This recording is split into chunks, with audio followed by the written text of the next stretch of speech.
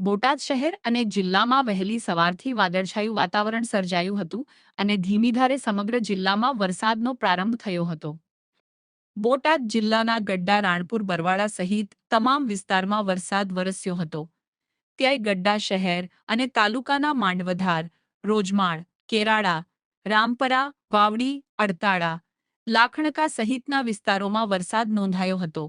આ સાથે રાણપુર તાલુકાના પણ કિનારા, નાગનેશ, દેવળિયા, બોડિયા સહિતના ગામમાં વરસાદ વરસ્યો હતો.